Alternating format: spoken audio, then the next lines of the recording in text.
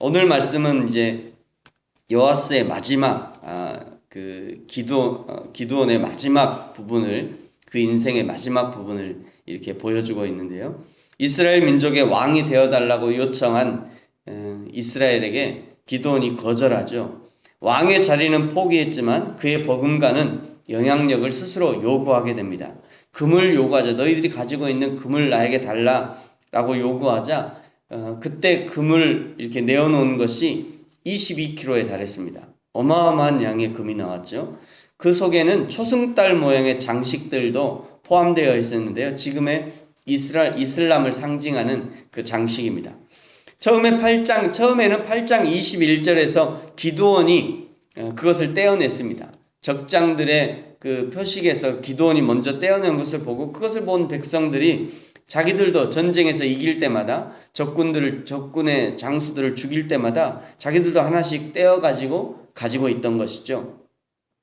백성들에게는 별것 아니었을 것입니다. 생각해보면 죽은 적장에게서 하나 떼어낸 것이 그게 별거겠습니까? 그저 그냥 장식으로 집에 하나 떡 붙여놨겠죠. 나도 적장을 죽였다 이거죠. 떡 붙여놓은 것이었을 것입니다. 전리품으로 하나씩 가지고 있었을 수 있습니다. 별거 아니지만 별것이 되고 만 거죠. 처음엔 별것 아니었습니다. 그러나 나중에 별것이 되어버립니다. 우상숭배요? 별거 아닌 것부터 시작하는 거죠. 별거 아닌 것부터 시작합니다. 어릴 때 저희 아버지께서 참 이렇게 술을 많이 드셨습니다.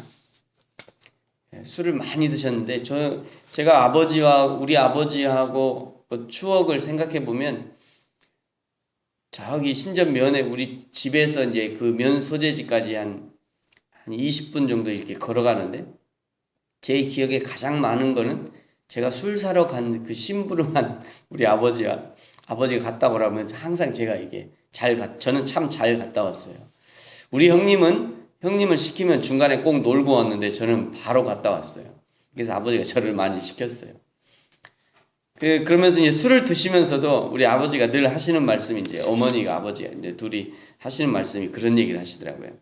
처음엔 사람이 술을 먹고, 그 다음엔 술이 술을 먹고, 마지막에는 술이 사람을 먹는다.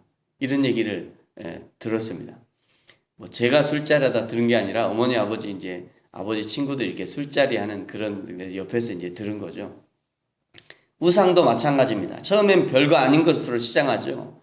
별거 아닌 것 처음에는 그냥 내가 전쟁에서 이겼으니까 하나 그냥 붙여놓은 것 뿐이에요. 별거 아니고 그거 아무것도 아니고 그거 섬기려고 한 것도 아니고 그냥 붙여놓은 것 뿐이에요. 이겼으니까. 처음엔 별거 아닌 것도 시작합니다. 근데 나중엔 결국엔 우상에 코가 걸려서 많은 사람들이 이제 우상에게 계측을 받게 되는 그런 일들이 벌어지는 것이죠. 며칠 전에도 뉴스를 들으니까요. 인도에서 4살짜리 아이를 납치된 아이를 인신제사로 드려졌다는 그런 소식을 들었습니다.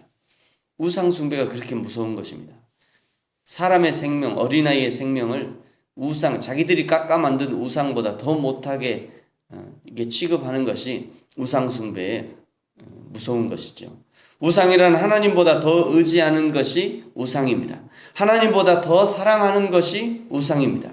왠지 가지고 있으면 하나님을 섬기는 것보다 더 안정감을 주는 것이 우상인 것이죠.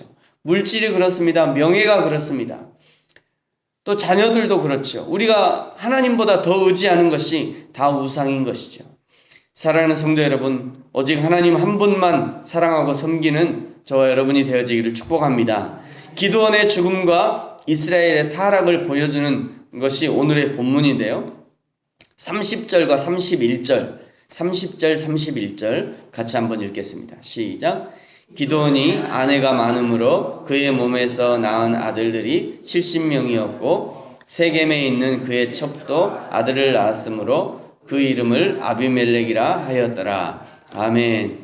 이스라엘의 정치 지도자가 아내가 많았다. 이거부터가 이상한 거죠. 또 첩이 있었다는 것 그 자체가 사실은 있을 수 없는 일입니다. 아내가 많았다는 것은 당시 인접한 이방 나라의 사상들이 그대로 들어왔다는 것이죠. 또 그 이방들과 화친했다는 그런 것으로 우리가 미루어 짐작해 볼 수 있습니다. 많은 아내들과 함께 우상의 문화들이 같이 들어오는 거죠. 그 대표적인 예가 솔로몬 아니겠습니까? 3,000명의 아내가 있었다고 그러는데 그거는 3,000의 우상들도 같이 들어왔다, 이런 의미로 받아들일 수 있는 것입니다. 결국 많은 아내와 첩으로 인해서 70명에 달하는 아들들이 있었고요. 또 많은 딸들이 있었을 것입니다. 여기 딸들은 기록하지 않습니다만 이게 일반적으로 그것이 이스라엘의 문화죠. 70명의 아들들이 있었습니다. 자녀가 많았다는 것은 자녀 교육에 문제가 생길 수 있었다는 것이고요. 9장에서 이제 살펴보겠습니다만 아비멜렉이라는 아들들이 한 바위 위에서 한날에 70명의 자기 형제들을 죽이고 마는 그런 비참한 일들이 벌어지고 마는 것입니다. 그 아비의 신앙이 결국 자녀들을 참극으로 이끄는 것이죠. 결국 모든 이스라엘마저도 우상 숭배에 빠뜨리고 마는 것입니다. 우리 33절 같이 한번 읽겠습니다. 시작. 기드온이 이미 죽음에 이스라엘 자손이 돌아서서 바알들을 따라가 음행하였으며 또 바알 브릿을 자기들의 신으로 삼고. 아멘. 우상 숭배의 단초를 제공한 기드온과 그 가문은 이스라엘에서 아주 찬밥 신세가 되어버립니다. 34절에 이렇게 기록하죠. 이스라엘 자손이 주위의 모든 원수들의 손에서 자기들을 건져내신 여호와 자기들의 하나님을 기억하지 아니하며 하나님 섬기기를 버리고 나니까 35절 또 여룻바알이라는 기드온이 이스라엘에게 베푼 모든 은혜를 따라 그의 집을 후대하지도 아니하였다.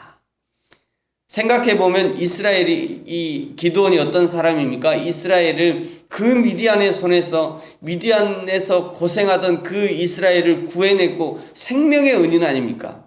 그런데 결국 끝에는, 그 인생의 끝에는 모든 베푼 은혜를 기억하지도 않고 그 집을 후대하지도 않고 이런 비참한 인생의 말로를 맞이하고 마는 것입니다.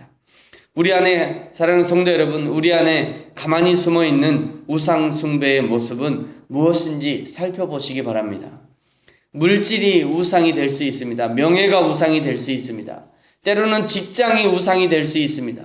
학력이 우상이 되고요. 요즘엔 졸업장이 우상이 되고, 요즘엔 또 자격증이 마치 우리를 살려 먹일 것 같은 그런 착각에 빠지는 그런 우상이 될 수도 있습니다.